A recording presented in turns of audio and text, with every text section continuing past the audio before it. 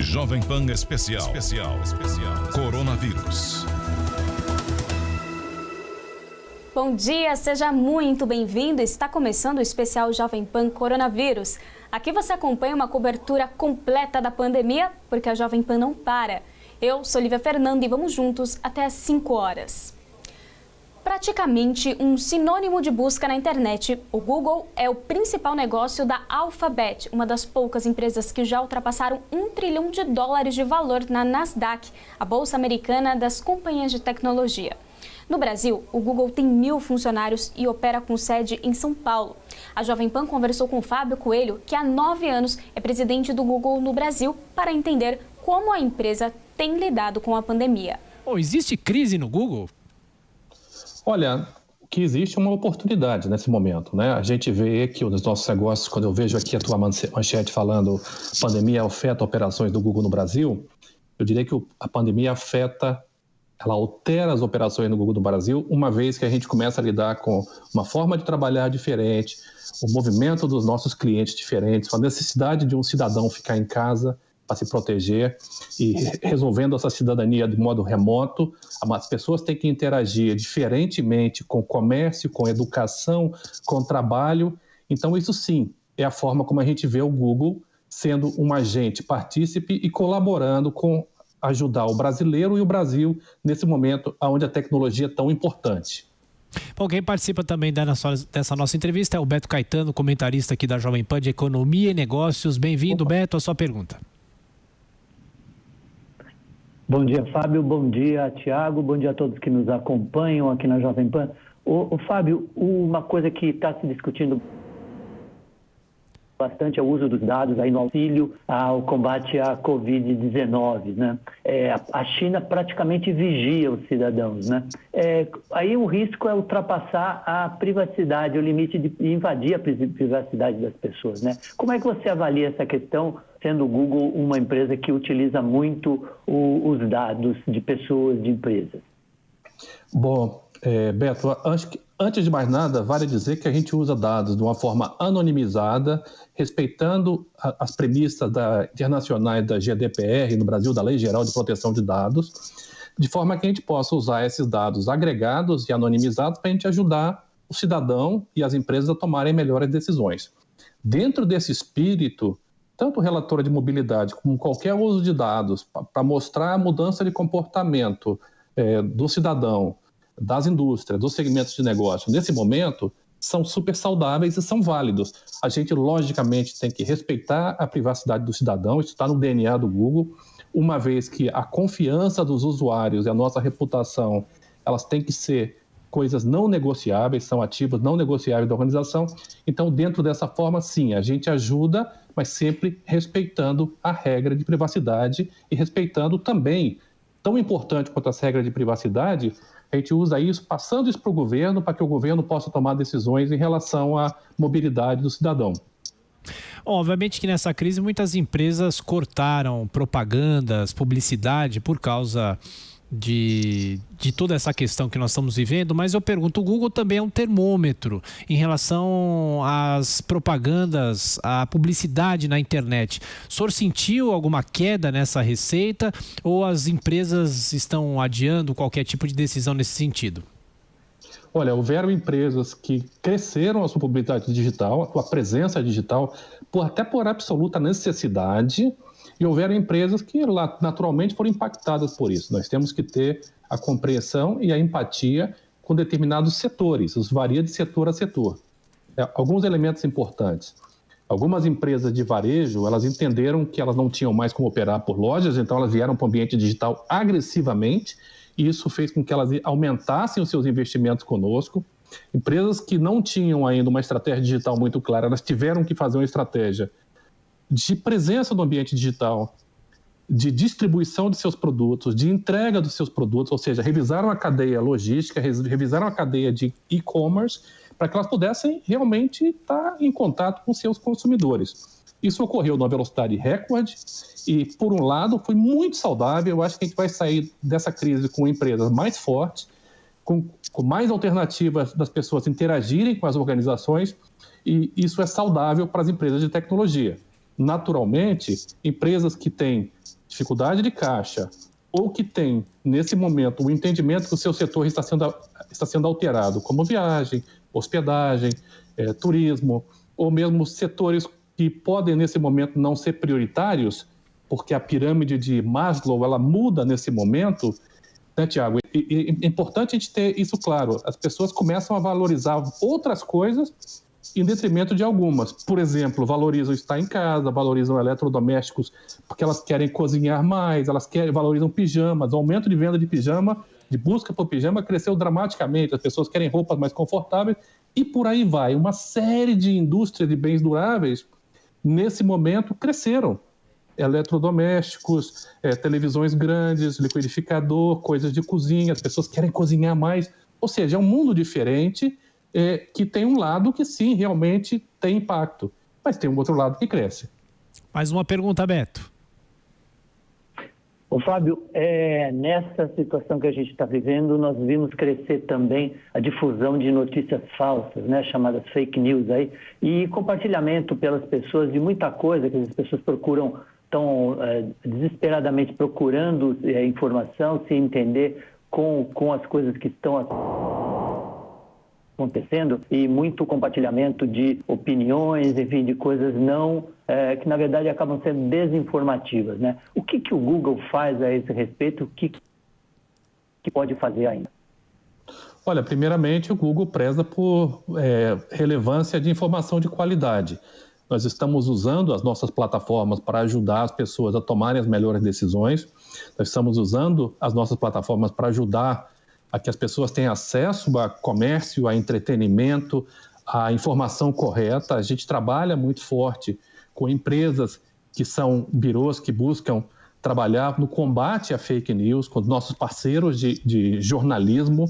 Então, a gente trabalha perto do UOL, a gente trabalha perto do Comprova, a gente trabalha perto do Procure Saber, trabalha perto do Lupa, trabalha perto de empresas que estão aí objetivando exatamente que a gente tenha conteúdo de boa qualidade no mercado.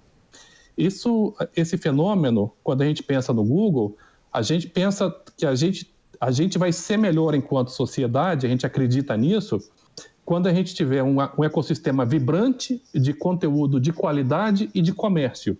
E essa é a nossa iniciativa. A gente também criou um fundo de apoio emergencial ao jornalismo para as pequenas empresas de jornalismo espalhadas pelo Brasil. Estamos apoiando o jornalismo de qualidade grande, médio e pequeno, inclusive com vários programas no sentido de ajudá-los a passar por essa crise.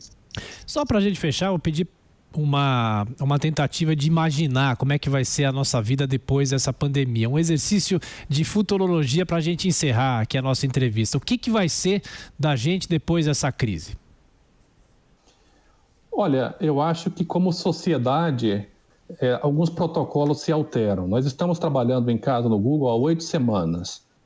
Para uma empresa de tecnologia, isso é relativamente mais fácil do que para quem tem pontos de experiência como lojas, pontos de venda, academias, ou para quem tem, por exemplo, que fazer uma experiência onde a pessoa se desloca, como as viagens. Então, como é que a gente vê a sociedade? Primeiro, com um cidadão entendendo que nós todos dependemos uns dos outros. Não adianta a gente achar que está protegido para quem tem mais conforto nas suas casas, se as pessoas ainda não têm acesso a água tratada, a esgoto, a transporte público com o mínimo de qualidade, porque nós vamos ter que continuar respeitando o distanciamento social por um bom tempo. Então, esse protocolo ele altera também a relação da presença das pessoas nos ambientes de trabalho ou nos ambientes coletivos. Então, eu ouço muitas empresas hoje falando que elas vão voltar de uma maneira diferente, elas vão voltar devagarinho, com uma quantidade de pessoas, respeitando o distanciamento social no ambiente de trabalho. Então, o protocolo sanitário, importante. Maior cuidado em relação a como as pessoas se aglomeram, seja se aglomeram para eventos sociais ou se aglomeram para poder se deslocar. E isso provoca um monte de mudanças na sociedade. As pessoas vão viajar menos por um tempo, é natural isso, até porque o tipo de convivência dentro do avião também está sendo estudado, como é que as pessoas conseguem viajar tendo menos exposição a risco. Então, eu acho que tudo trabalha em torno de uma consciência social maior, mais solidariedade, as pessoas estão sendo mais sociais nesse momento, e o entendimento que nós somos como uma cadeia, nós somos tão fracos quanto o elo mais fraco. Se esse elo mais fraco for alguém que tenha menos acesso a condições sanitárias, a uma vida digna, ou a acesso à tecnologia, a própria conectividade, essa é uma questão que a sociedade vai se mobilizar para resolver. Eu vejo uma sociedade diferente da maneira como a gente entrou nessa crise. Algumas coisas elas vão voltar parcialmente ao normal, mas esse novo normal está aí, com pessoas tendo uma interação diferente com a tecnologia, mas não abrindo mão de presença social cautelosa, cuidadosa, respeitando essas condições de distanciamento e condições sanitárias. A Secretaria de Desenvolvimento Regional do Estado de São Paulo apresentou o levantamento sobre a progressão de casos do novo coronavírus pelo interior e litoral paulista, que aumentaram de maneira mais acelerada ao mesmo tempo em que caiu a taxa de isolamento social no estado. Para falar mais sobre isso, a Jovem Pan conversou com o secretário de Desenvolvimento Regional do Estado de São Paulo, Marco Vignoli. Secretário, o senhor tem dados de movimentação nas estradas? Como que andam essas estradas que ligam a capital ao interior, ao litoral e vice-versa? As pessoas têm utilizado essas rodovias? Elas apresentam algum tipo de interdição ou estão todas liberadas? Bom, muito bem. As rodovias estão liberadas. São Paulo não fez até agora esse tipo de restrição, né? Nós fizemos um modelo de quarentena em que o comércio considerado essencial se mantém em atendimento presencial e aquele comércio considerado não essencial em modelo de drive-thru e delivery, né? O que nos preocupa nesse momento, e esse é o estudo que nós apresentamos ontem, é que o crescimento nos últimos 15 dias foi 4 vezes superior no interior ao da região metropolitana do estado aqui da Grande São Paulo, e isso trouxe números muito acelerados de crescimento em todo o interior do estado, no paralelo à queda na taxa de isolamento dessas mesmas localidades. Esse vírus tem sido dispersado muito também pelas rodovias, a gente percebe uma maior incidência pelos principais eixos rodoviários aqui do estado de São Paulo e, portanto, o interior do estado agora todo em alerta, sobretudo as regiões de Campinas e Baixada Santista. O secretário, o senhor falou sobre essa movimentação nas rodovias, que isso liga o sinal de alerta. Então, pode ser um indicativo de que pessoas da capital ou da região metropolitana estejam se dirigindo ao interior ou ao litoral. Os hotéis estão fechados, né? Então, imagino que sejam pessoas que já têm uma casa nessas regiões ou que procurem a casa de parentes, de amigos. É possível que esteja havendo essa migração, essa saída de pessoas da capital e da região metropolitana para o interior e para o litoral? Nós podemos considerar um grande fluxo de pessoas aqui no estado de São Paulo, fazendo com que as taxas de isolamento tenham caído de modo geral em todo o estado de São Paulo nos últimos 15 dias, né? Com isso já são mais de 350 cidades, 354 para ser exato nesse momento, com casos confirmados de coronavírus. Esses números têm crescido muito nos últimos dias. Há 45 dias atrás, esse número não passava de 9 cidades da região metropolitana de São Paulo e da capital. E o que a gente verificou foi um crescimento ainda mais acelerado dentro dos últimos dias. Então, pode significar o fluxo entre todas as regiões do estado. E quando a gente vê essa incidência se dando paralelamente à queda da taxa de isolamento, em uma transmissão comunitária, a gente verifica também a necessidade de mobilização nesse momento. Nós tivemos 3 picos na última semana, no dia 25, 28 e 30, e essa semana já começamos a segunda-feira com mais de 1.800 casos.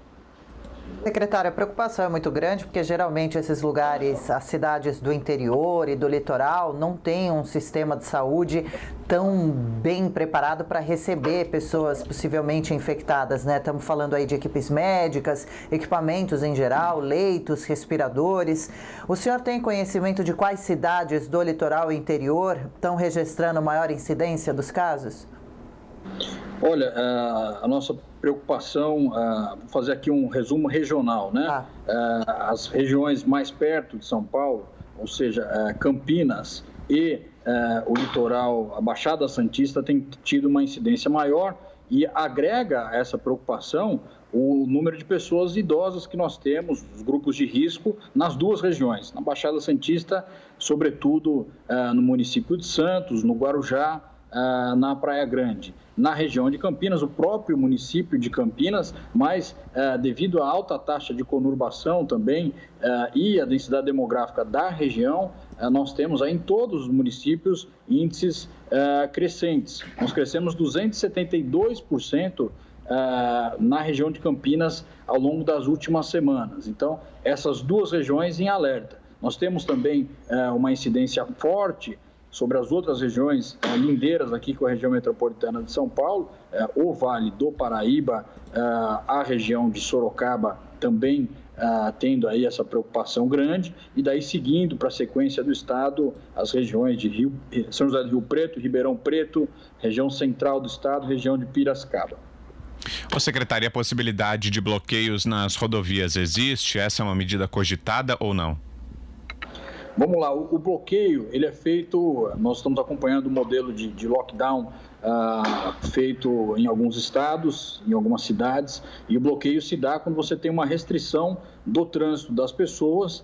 Essa restrição limita aí o fluxo de pessoas que não estão autorizadas a, por exemplo, irem trabalhar ou alguma outra atividade. Isso ocorreu nos outros estados. Por enquanto, nós não temos a discussão de lockdown em São Paulo e nem desse tipo de restrição. O que nós estamos avaliando foi o grande fluxo que nós tivemos nos últimos feriados para a Baixada Santista. Isso nos preocupa e nós estamos avaliando quais medidas nós podemos ter para coibir esse tipo de situação, tendo em vista aí que quarentena não é férias, né? Mas, por enquanto, essas medidas serão de cunho orientativo e de recomendação, assim como nós temos feito durante esse período de pandemia.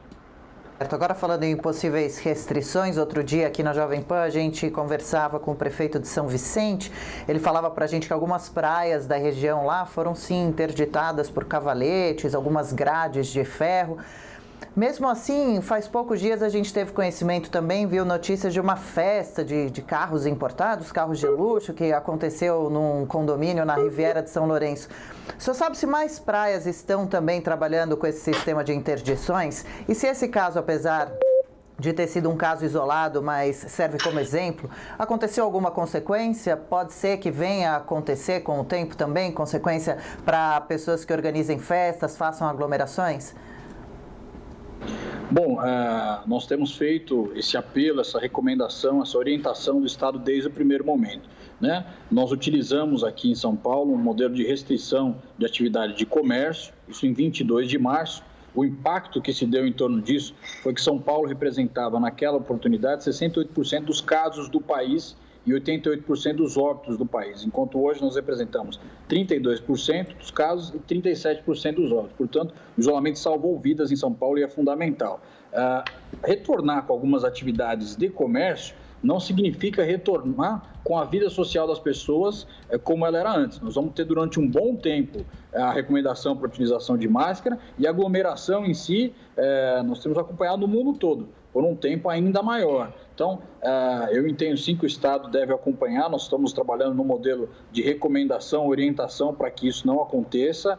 Evidentemente, nós tivemos alguns casos notórios aí e por enquanto a resposta do Estado evidentemente, considerando que essa situação não deve acontecer e que as pessoas possam tomar cuidado aí, respeitando a vida dos outros. Nós tivemos casos trágicos, mas no campo da recomendação e da orientação, por enquanto. As pessoas com o esgotamento de leitos nas cidades do interior e também litorâneas, né? As pessoas vão ter que começar a ser transferidas para serem atendidas e também até a própria capital aqui. Outros estados estão, fora São Paulo, com o mesmo problema, né? O senhor gostaria de deixar uma mensagem para quem pensa em pegar a estrada, quem deve ou pode pegar e por que quem não deve pegar, evitar nesse momento? Eu gostaria sim. Queria deixar muito claro que a aceleração de casos no país nesse momento, o Brasil é o caso que tem tido a maior aceleração do mundo, São Paulo é epicentro desse processo, o isolamento conseguiu estancar um pouco esse crescimento e nós não tivemos gente morrendo em corredores de hospitais.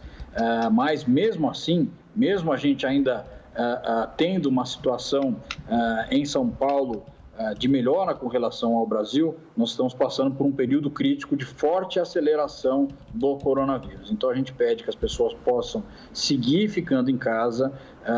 São Paulo trabalha para poder superar essa pandemia e voltar à normalidade, mas ainda não é o momento. De forma muito clara, os números vêm crescendo, a preocupação do Estado é grande e o percentual de pessoas que vai em estado grave para UTIs, que tem uma taxa de letalidade, é muito alto. Então, para que a gente possa não ver familiares, amigos nessa situação, respeitar o isolamento social e fazer o uso de máscaras quando tiver que sair para a rua, né? Essas são as duas vacinas nesse momento que funcionam de fato contra o coronavírus. O Supremo Tribunal Federal suspendeu os artigos 29 e 31 da medida provisória 927 e agora casos de contaminação de trabalhadores por Covid-19 passaram a ser considerados doenças ocupacionais.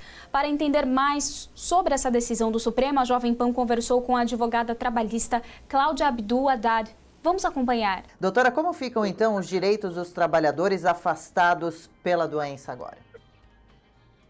Vamos lá. A MP dizia que precisava ser comprovado o nexo causal em caso de Covid-19. Ou seja, o ônus da prova era do reclamante, do empregado, de que ele contraiu a doença no trabalho. Agora, com a revogação desse artigo pelo STF, fica uma responsabilidade objetiva. Ou seja, a empresa que precisa comprovar que o empregado não contraiu a doença trabalhando. Em tese, essa decisão é para proteger os profissionais que estão na linha de frente contra a doença, né? Os profissionais da saúde e os profissionais que estão trabalhando em atividades essenciais. E a grande crítica é que, como a doença é de muito fácil transmissão, fica muito difícil para a empresa fazer a prova negativa, né? Como que a empresa vai conseguir comprovar que o empregado efetivamente não contraiu a Covid no trabalho? Ou seja, né, os testes nesse momento são fundamentais, né, doutora? A ampliação dos testes deve, inclusive, facilitar as questões trabalhistas e essa comprovação, né? Essa decisão do STF vai fortalecer e muito as medidas de saúde e segurança do trabalho das empresas. Então, as empresas têm que tomar todas as medidas cautelares, né, para não propagação do Covid. Então, por exemplo, uso de máscaras, uso de álcool gel, medir temperatura. E sim, é super importante testar e afastar as pessoas que estiverem com a doença para evitar a proliferação dentro do ambiente de trabalho. Agora, 12h13, a gente recebe de volta você que nos acompanha pela rede Jovem Pan News. Doutora, aí no caso de demissão, um funcionário que tenha sido demitido e por acaso estava também contaminado, isso pode dar um processo? Então, agora com ele sendo considerado doença ocupacional, os primeiros 15 dias são pagos pela empresa, os próximos 15 dias ele recebe pelo INSS como auxílio doença acidentário. E isso dá uma estabilidade para o empregado de 1 ano no trabalho. Então, o empregado que contraiu o coronavírus no trabalho tem 1 ano de estabilidade no emprego. E caso a empresa não respeite, isso sim pode dar uma ação judicial, uma reclamação trabalhista. E a presença das pessoas com a Covid-19 também acarreta punições, né, doutora? Ah, sim, sem dúvida. Na verdade, você não pode demitir mais, né, a pessoa que se tiver com Covid-19 porque ela tem estabilidade de 1 ano no emprego. Então, essa medida provisória 927 que foi cassada pelo STF era exatamente para prevenir as demissões, para que não houvessem mais demissões. O ônus da prova ficava com o empregado, o empregador era uma das prerrogativas para segurar as demissões. Agora, as responsabilidades das empresas dobraram, né? As atenções ali com seus funcionários, com a saúde deles, principalmente com relação a essa doença, têm que ser bastante rígidas. Sim, sem dúvida. As medidas de saúde e segurança do trabalho têm que ser seguidas à risca agora, mais do que nunca, em virtude da questão da estabilidade da doença do trabalho. Ô, doutor, em relação a outras mudanças da lei trabalhista nesse período, o que é que a senhora destaca? O que é que tem sido mais vivido na prática? Quais das mudanças aí têm afetado mais os trabalhadores nesse período por causa da pandemia do coronavírus?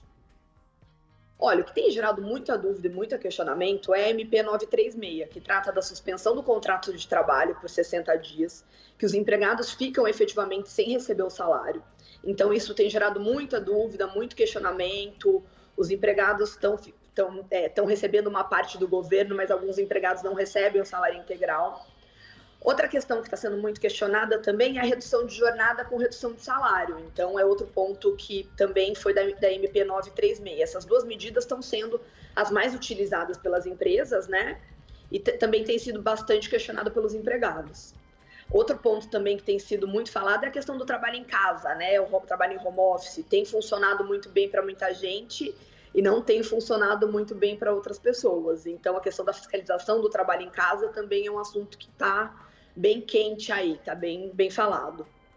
Agora, com essa nova determinação de que a Covid-19 é considerada doença ocupacional, isso já está valendo, essa determinação já está valendo e deve ser principalmente válida mais daqui para frente, já que realmente a gente comentava aqui nos tempos passados, desde que surgiu a epidemia aqui no nosso país até essa recente mudança da medida.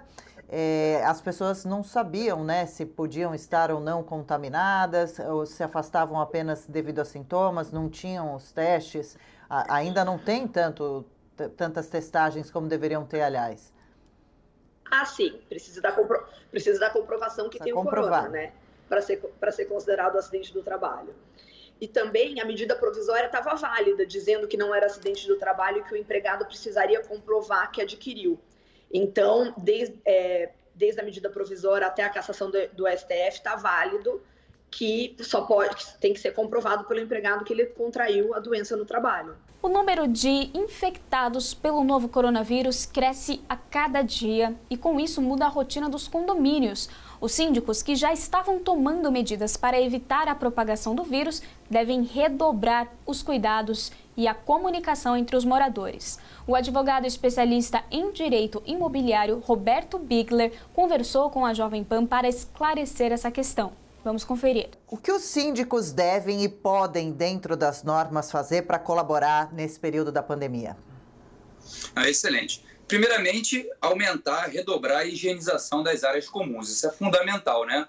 Utilizando, por exemplo, álcool líquido em gel no hall dos elevadores, isso é fundamental. Principalmente cuidando da entrada de pessoas, restringir obras que não sejam extremamente necessárias nos edifícios, restringir o uso de áreas coletivas como academias, salas de ginástica, piscinas, salões de festas. Isso é recomendável, porque se tiver aglomeração nessas áreas, pode aumentar a propagação desse vírus, que infelizmente a virulência dele é muito elevada. Doutor, mas isso tudo são recomendações ou são determinações? Digo, se algum morador, porventura, não concordar com esse tipo de medida, ele tem poder de contestá-la ou existe amparo legal para que os síndicos façam isso? Sua pergunta é excelente, tá? E a primeira observação que eu coloco é o seguinte: o morador, ele tem o direito de propriedade, logo, utilizar essas áreas é um direito dele de exercer a sua propriedade.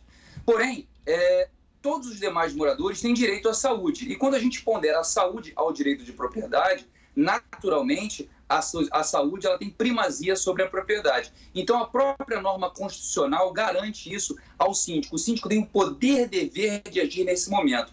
E vale a pena aqui lembrar também que existem algumas leis estaduais que já caminham nesse sentido, dando poderes ao síndico para proibir o uso dessas áreas coletivas.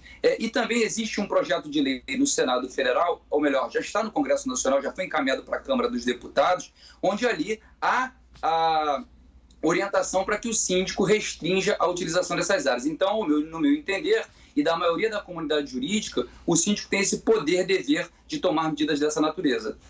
Ok. E, doutor, a partir do momento que for confirmado um caso de Covid-19 entre os condôminos, como que o administrador deve proceder? Perfeito. A primeira coisa, obviamente que a pessoa que sofre de uma doença dessa natureza, né, em tempos normais, ela teria direito à intimidade de não revelar para ninguém que está com essa doença, naturalmente. Ocorre que estamos num momento pandêmico, num momento atípico, em que, infelizmente, esse direito à intimidade que a pessoa tem de reservar para si a notícia da doença, ela vai ter que compartilhar com o síndico. Ela tem que fazer isso. E, nesse momento, o síndico também deve compartilhar com os demais moradores que naquela localidade, naquele condomínio, por exemplo, como é o nosso caso, existe uma pessoa infectada por essa doença. E também aí vale o mesmo princípio. O direito da saúde dos demais tem que prevalecer sobre o direito de intimidade daquela pessoa. E, com isso, o síndico pode, por exemplo, aumentar a higienização no local onde aquelas pessoas moram, por exemplo, que estão infectadas. Claro que o síndico não deve expor o nome dessa pessoa, para, obviamente, não causar um constrangimento a ela. Se o síndico exacerbar, ou melhor, ele comunicar aos demais condôminos quem é a pessoa que está infectada, nesse caso, ele pode estar abusando do direito dele de comunicação. E é possível impedir a saída da pessoa do prédio? Existe poder para isso, doutor? Olha, impedir a saída é um pouco exagerado, não seria o caso, tá? Obviamente que se essa pessoa está infectada e ela fica circulando pelas áreas comuns, normalmente como se não infectada tivesse, o síndico pode adotar medidas nesse caso, tá? Se for o caso, ela pode até responder criminalmente, né? Porque existem previsões no Código Penal que a pessoa que transmite para outra, ou melhor, coloca em risco as demais pessoas, ela responde por crime eventualmente. Claro que sair e entrar não é o caso, até porque uma pessoa infectada, ela pode estar tendo que ir ao médico, né? Receber uma visita médica, então proibir não seria o caso. Ela deve entrar e sair se for extremamente necessário, com todas as proteções, os EPIs que forem adequados para o caso concreto. E, doutor, vamos falar um pouquinho sobre as festinhas que continuam acontecendo, infelizmente, nesse período, em alguns prédios, em alguns apartamentos, algumas pessoas ainda recebendo 3, 4 ou mais pessoas dentro de casa.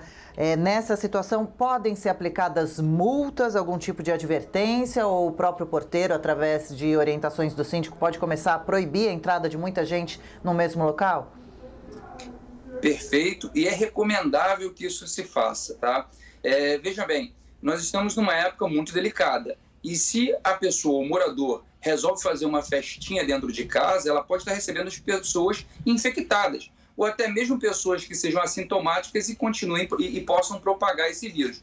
Então, o síndico pode e deve restringir, sim, tá, a quantidade de pessoas que frequentam aquela unidade. Isso é muito tranquilo. E se houver dispositivo na convenção ou no regimento interno do condomínio que tenha uma penalidade para isso, o síndico pode aplicar uma multa. E mesmo que não tenha, se for o caso, e esse condômino que recebe pessoas, faz as festinhas, como você muito bem colocou, continua desrespeitando a advertência do síndico, por exemplo, ele pode ser interpretado como um condômino antissocial e há previsão legal no Código Civil, inclusive para afastamento dele do condomínio. Claro que tem que ser respeitado um quórum para a deliberação, existem os requisitos legais para tal, mas há essa possibilidade sim.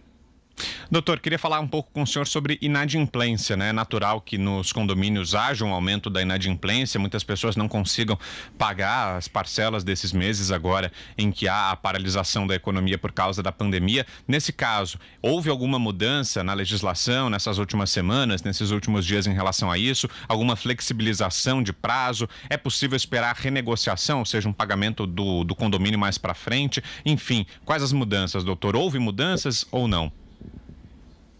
Vitor, excelente a sua pergunta, tá? E já cabe aqui destacar que não houve mudança alguma.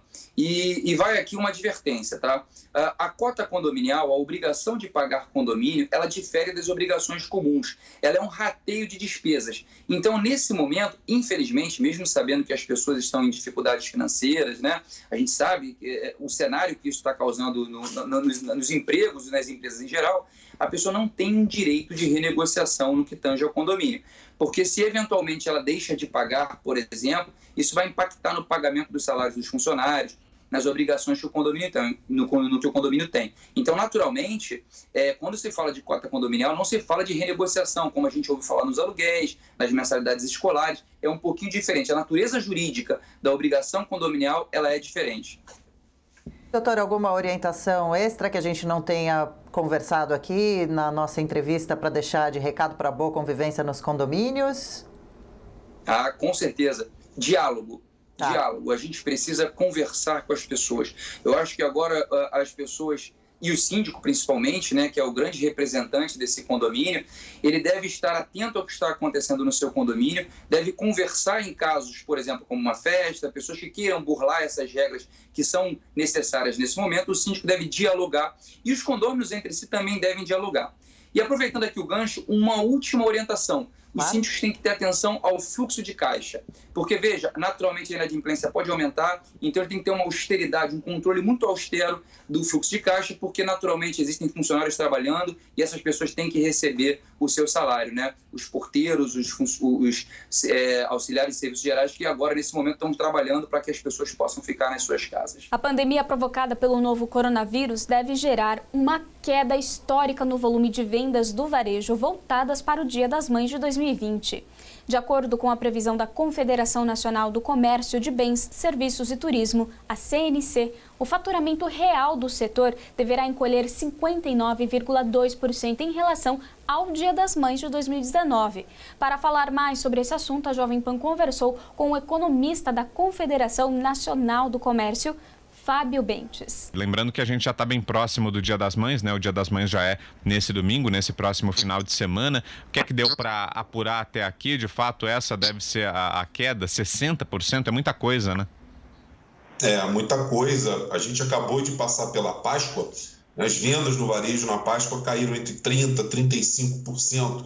Também uma queda histórica. Acontece que na Páscoa, a maioria dos estabelecimentos que vendem produtos relacionados à data estavam abertos. São estabelecimentos do comércio que basicamente vendem alimentos, como chocolates, pescados, esse tipo de coisa. Agora, no Dia das Mães, a gente tem segmentos importantes que continuam fechados nas regiões mais importantes do país. Segmento de vestuário, de eletrodomésticos, eletroeletrônicos contam hoje praticamente só com a venda online, para tentar escoar esse estoque que foi formado por uma data muito importante para o varejo, que é o Dia das Mães, é considerado o Natal do primeiro semestre. Então, a expectativa, infelizmente, é de uma queda inédita, próxima de 60% mesmo. Ô Fábio, e aquela discussão que a gente chegou a acompanhar de adiar o Dia das Mães, quem sabe para junho, julho ou agosto, não deu certo. Existe uma próxima data comemorativa que possa de alguma forma compensar esse rombo de agora? Olha, de fato seria melhor adiar o Dia das Mães para um período mais oportuno. Qualquer evento do varejo vai apresentar uma queda muito forte nesse momento. Aliás, quando a gente olha para frente, a expectativa para as datas comemorativas do varejo não é muito positiva, não. Claro que na medida em que a gente afasta desse momento crítico da economia, do consumo, a tendência é que nós tenhamos perdas menores daqui para frente. Mas, de qualquer forma, diante do estrago já provocado na economia, com contração do crédito, mercado de trabalho também numa situação bastante delicada e, principalmente, confiança do consumidor em queda, o varejo, não só nas datas, mas no consumo do dia a dia, vai sofrer com essa redução do nível de atividade em 2020. É bom lembrar que a própria expectativa para o PIB vem sendo revisada para baixo semanalmente de forma bastante significativa, ou seja, a nossa economia deve apresentar uma contração de 4%, talvez 5% esse ano. Ô Fábio, e só para a gente ilustrar, né, o Dia das Mães é tido como o Natal do primeiro semestre para o comércio, né? Tamanha é a importância para os lojistas, para os comerciantes quando chega o Dia das Mães, né? Então, dá para esperar, por outro lado, tentando ter uma leitura um pouco mais otimista, que as pessoas, ao invés de comprar presentes mais caros, optem por lembrancinhas ou por produtos até dos estabelecimentos que estão abertos, né? Você falava aí que na Páscoa a queda foi menor porque o setor de alimentos ainda está com os estabelecimentos abertos. É possível esperar então que os filhos troquem o presente, que poderia ser algo mais caro, um item de eletrodoméstico, eletroeletrônico, por exemplo, por um outro item do setor de alimentação ou algum item mais barato? É possível que aconteça essa substituição e algum setor saia beneficiado desse Dia das Mães diferente que a gente vai ter no final de semana? Olha, Vitor, quando a gente olha os segmentos do varejo, a expectativa é de queda em todos eles. A queda esperada no segmento de alimentos, na casa de 30% a 35%, não deve ser tão grande quanto, por exemplo, de itens de vestuário. A queda esperada é de 75%.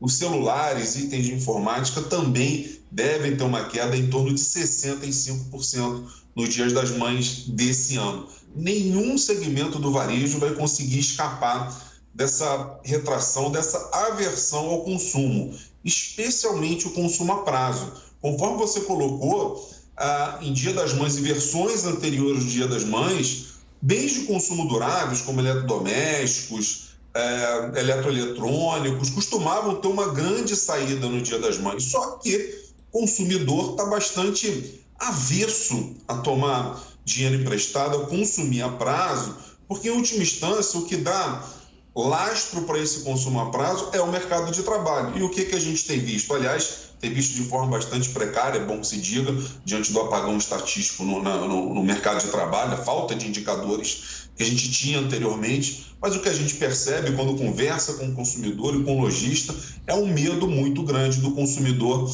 gastar a prazo, quer dizer, fazer a prestação para consumir, para comprar um presente para a mãe.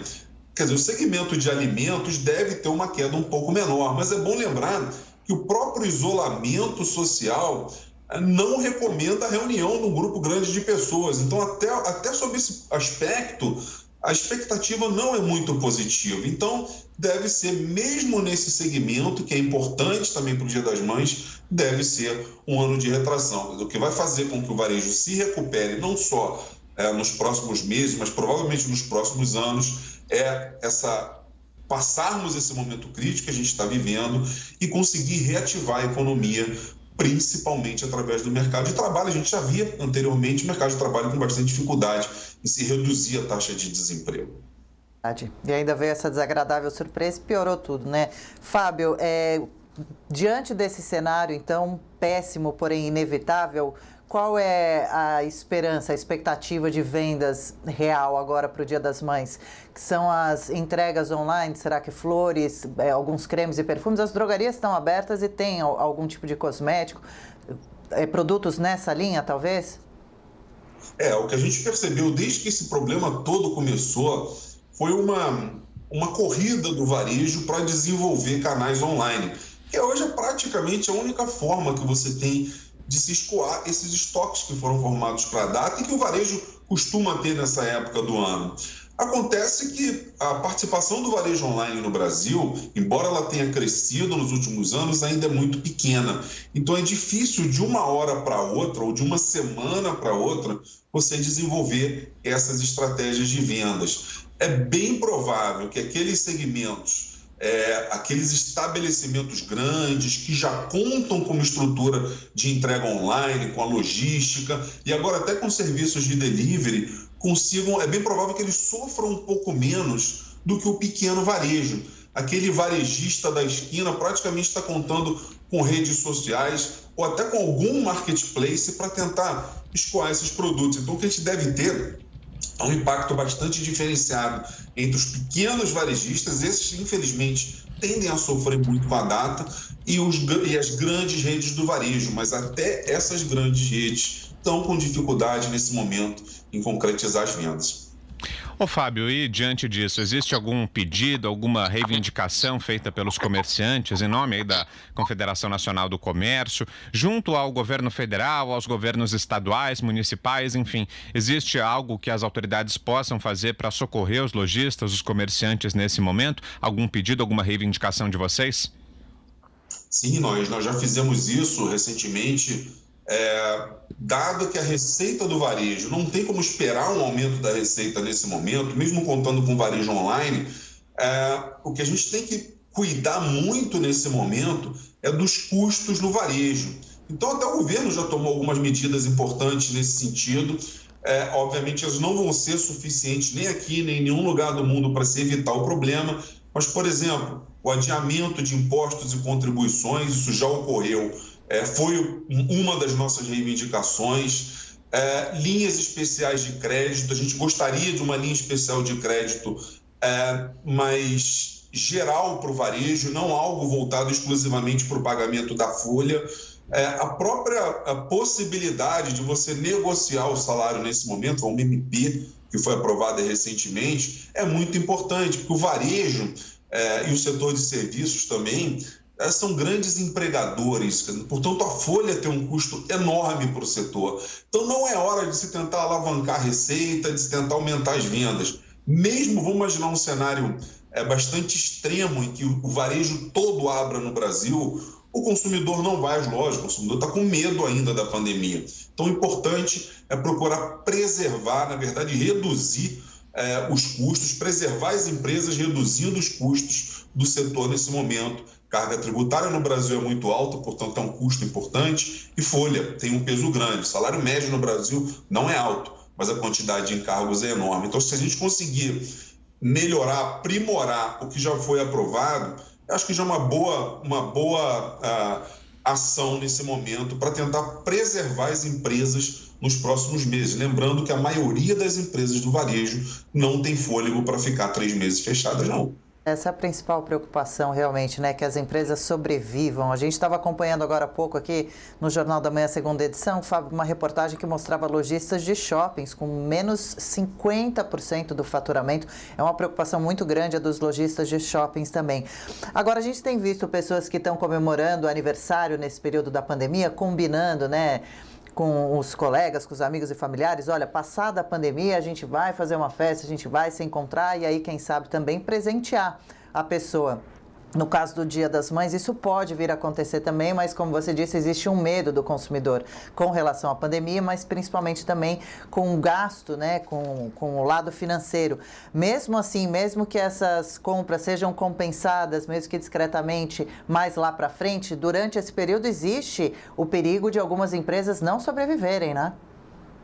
Existe. Olha que importante. O varejo, durante a última recessão, na verdade a penúltima, já que a gente está provavelmente diante de uma recessão agora, mas aquela recessão lá de 2015, 2016, o varejo perdeu 223 mil lojas. De lá para cá, a partir de 2017, a economia começou a se recuperar. Dado, Fábio, desculpa. Se recuperou lentamente, mas se recuperou. O varejo conseguiu recuperar aproximadamente 12% daquelas 220 mil lojas que ele perdeu naquele período. Eu não tenho a menor dúvida de que diante da contração do consumo, da economia nesse momento, infelizmente, muitas empresas não vão aguentar. Antes da pandemia, a gente tinha uma previsão de que o varejo abrisse cerca de 18 mil pontos de venda esse ano. Seguramente, essa previsão não vai se confirmar e, infelizmente, deve se tornar um número negativo, porque as previsões de recuperação do nível de atividade apontam para um horizonte de 2, 3 anos. Então, a economia vinha com dificuldade de se recuperar, de ganhar tração antes da pandemia. Agora, com esse problema, infelizmente, a gente vai ter aí uma nova mortandade de empresas. A questão não é nem esperar se vai haver fechamento ou não de empresas, mas qual vai ser a magnitude desse fechamento. Quanto mais durar a pandemia, maior tende a ser esse fechamento.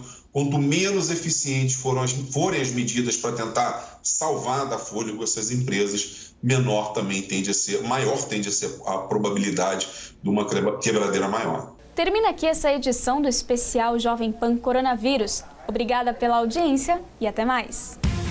Jovem Pan.